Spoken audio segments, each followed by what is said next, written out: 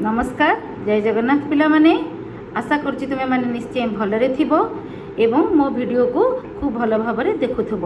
अच्छा पिला माने मु तुम मानकु मोर प्रथम वीडियोटी रे तुम मान षष्ठ श्रेणी साहित्य बहिर वर्षा कविताटी बुझाई देइथिली एवं तार दुईटी पंक्ति बुझाई। वर्तमान आमे तार आउ दुईटी पंक्ति पार्ट 2 वीडियो माध्यम रे बुझी नेबा। अच्छा पिला माने मु तुमको प्रथम वीडियो रे जेहेतु कवि परिचय दे सारी तुम माने खूब भल भाव ताको मन रखी देइथिबो भाबुची मते एथरक आउ कवि परिचय देबाकू पड़िबो नाही। तेणुकरी पिला माने आमे समस्ते जानिचे जे एहा भागवतर दशम स्कंदरु एही वर्षा कविताटी आसी अछि। तेणुकरी पिला माने तमे समस्ते आज देख मु तुम पई आनीची एहा हेउची भागवतर दशम स्कंद। यह हूँ गोपलीला एवं यही दशम स्कंदरु ही वर्षा कविताटी आसी अछि है ना। तेणुकरी पिला माने मु तुमको वर्तमान वर्षा कवितार जो दुईटी पंक्ति आ बुझेबी मु ताहार कठिन शब्द गुड़िक तुम मानक प्रथमे कही दउची तुमे माने ताहाकू लिखि नियो एवं तार कठिन शब्द रे प्रथमे आसुची पिला माने मु ताहाकू नले आगो टिके पढ़ी देउची कविताटी ताहाकि तुमको सहज मन हेबो एवं तापरे मु कठिन शब्द डाकी देबी। अच्छा मु पढ़ुची सुन।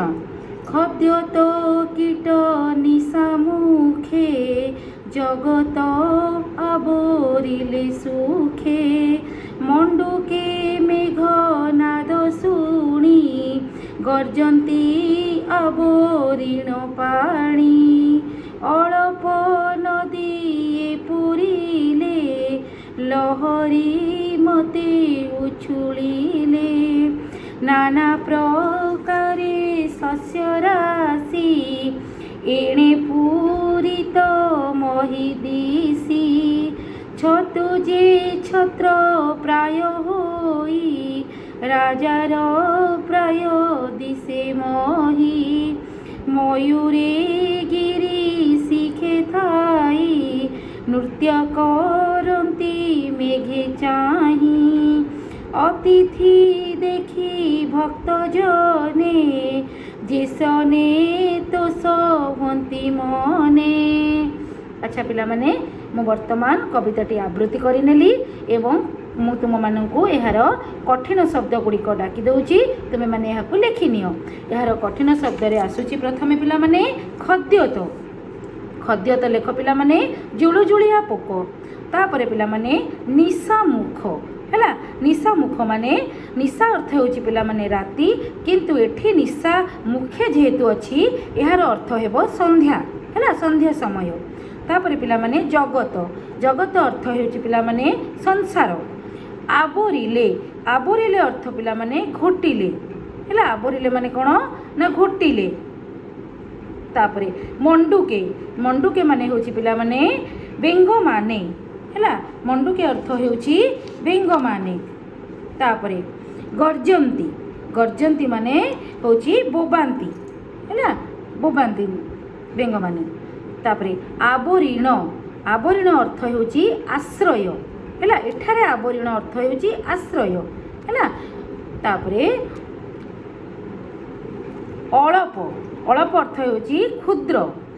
नदी नदी माने होची नदी माने। तापरे लहरी मते कौन लहरी परी है। उछुलिले है। उछुलिले अर्थ होची कूल लंघन करिबा।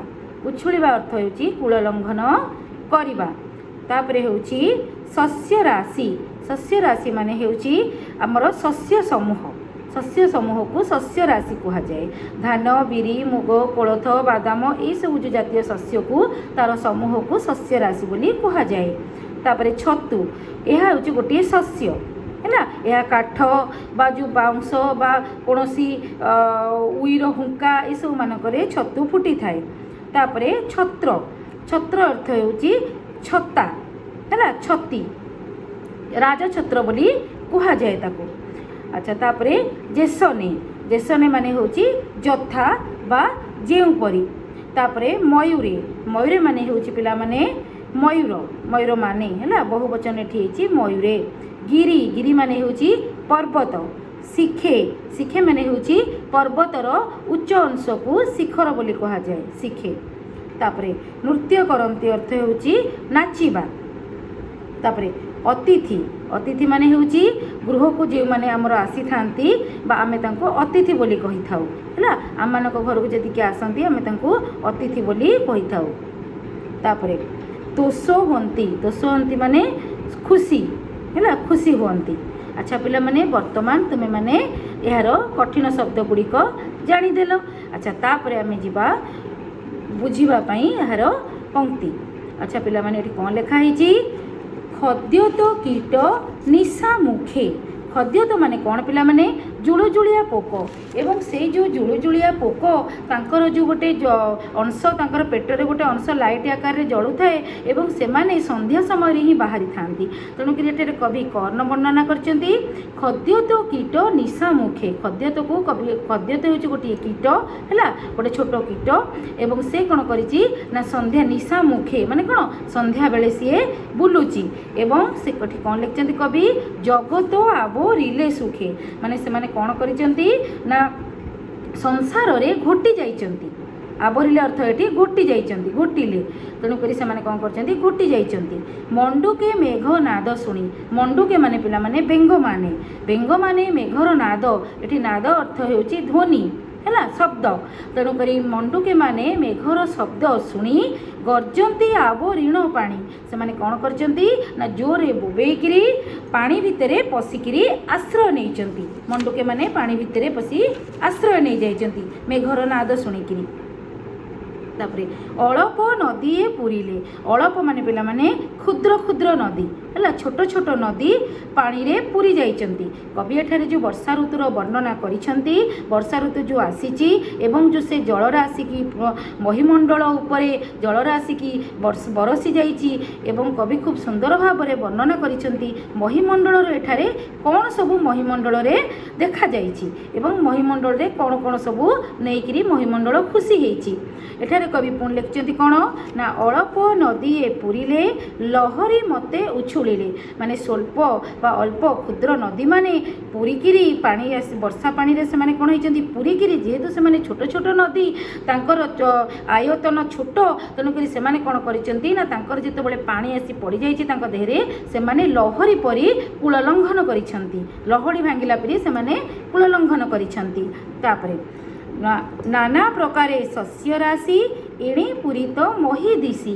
ସବୁ ଶସ୍ୟ ରାଶିରେ ମହିମଣ୍ଡଳ ବା ପୃଥିବୀ ମା ଧରିତ୍ରୀ ମା ଆଜି ପୂର୍ଣ୍ଣ ହେଇଯାଇଛି ହେଲା। ବର୍ଷା ଋତୁ ଆସିକିରି ଯେଉଁ ପାଣି ଢାଳି ଦେଇଛି ସବୁ ଶସ୍ୟ ରାଶି ସବୁଜିମା ଲାଭ କରିଛନ୍ତି।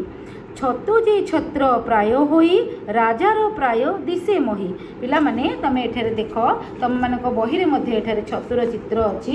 ତମମାନେ ଦେଖ ଏଇ ଯେଉଁ ଛତୁର ଚିତ୍ର, ଏଇ ଯେଉଁ ଛତୁଟି ତମେ ଏଠାରେ ଦେଖୁଛ, ରାଜସିଂହାସନ ମାନଙ୍କରେ ଯେଉଁଠି ରାଜାମାନେ ବସନ୍ତି ସେଠାରେ ମଧ୍ୟ ଏଠି ଏମିତି ଗୋଟିଏ ଛତ୍ରୀ ଥାଏ ହେଲା, ତାହାକୁ ରାଜଛତ୍ରୀ ବୋଲି କୁହାଯାଏ। ଏବଂ କବି ଏଠାରେ ବର୍ଣ୍ଣନା କ'ଣ କରିଛନ୍ତି ନା ଛତୁ ଯେଉଁ ଆଜି ଫୁଟି ଯାଇଛି, ମହିମଣ୍ଡଳରେ ଛତୁ ଯେଉଁ ଫୁଟି ଯାଇଛି ଏବଂ ମହିମଣ୍ଡଳକୁ ଜଗନ୍ନାଥ ଦାସ ଏଠି ରାଜା ସଦୃଶ ତୁଳନା କରିଛନ୍ତି। ଲାଗୁଛି ଯେମିତି ମହି ଗୋଟିଏ ରାଜା ହେଇଯାଇଛି ଏବଂ ଛତୁ ଫୁଟିକିରି ମହି ରାଜା ସଦୃଶ ଦେଖାଯାଉଛି। ମୟୂରେ ଗିରି ଶିଖେ ଥାଇ। ମୟୂରମାନେ ପର୍ବତର ଶିଖରେ ଥାଇକିରି ନୃତ୍ୟ କରନ୍ତି ମେଘେ ଚାହିଁ। ସେମାନେ ନୃତ୍ୟ କରନ୍ତି ମେଘ ଆସିବାର ଆଭାସ ଶୁଣିକିରି, ଆଭାସ ପାଇକିରି, ମେଘକୁ ଦେଖିକିରି ମୟୂରମାନେ ଖୁସି ମନରେ ତାଙ୍କର ପୁଞ୍ଛ ମେଲା କରିକିରି ସେମାନେ ନାଚୁଛନ୍ତି ବୋଲି କବି ଏଠାରେ ବର୍ଣ୍ଣନା କରିଛନ୍ତି। ଅତିଥି ଦେଖି ଭକ୍ତଜନେ ଯେସନେ ତୋଷ ବନ୍ତି ମନେ। ଆମ ଘରକୁ ଯେତେବେଳେ ପିଲାମାନେ ଅତିଥିମାନେ ଆସିଥାନ୍ତି ଆମେ ଖୁବ୍ ଖୁସିରେ ତାଙ୍କର ଆଦର ସତ୍କାର କରିଥାଉ। ଏବଂ ଏଠାରେ ଅତିଥି ଦେଖି ଭକ୍ତଜନେ କାହିଁକି କୁହାଯାଇଛି ନା ପିଲାମାନେ ଅତିଥିଙ୍କୁ ଏଠି ଭଗବାନଙ୍କ ସହିତ କବି ତୁଳନା କରିଛନ୍ତି ଏବଂ ଆମେମାନେ ସମସ୍ତେ ଜାଣିଛେ ଯେ ଘରକୁ ଯଦି ଅତିଥି ଆସିଥାନ୍ତି ସେ ଭଗବାନ ସଦୃଶ ହେଇଥାନ୍ତି ଏବଂ ଭକ୍ତ ଏବଂ ଭଗବାନଙ୍କର ଗୋଟିଏ ମିଳନକୁ କବି ଏଠାରେ ପ୍ରକାଶ କରିଛନ୍ତି ଯେ ଅତିଥି अतिथि देखी भक्त जने जेसने तोष भंती मने जेतेबेले अतिथि घर को आसती जमती आमे तांको देखिकिरी खुशी हुए सेमती जमती भक्त भगवान को देखिकिरी खुशी हुए से भली भाबरे संतुष्टि लाभ करिछंती। एवं पिला माने तुमे माने एठारे जगन्नाथ दासंकर लेखनी निश्रुत वर्षा कविताटी भल भाबरे बुझी रखिलो एवं मो चैनल को लाइक एवं सब्सक्राइब करने को जमारू भूलिब नहीं। धन्यवाद।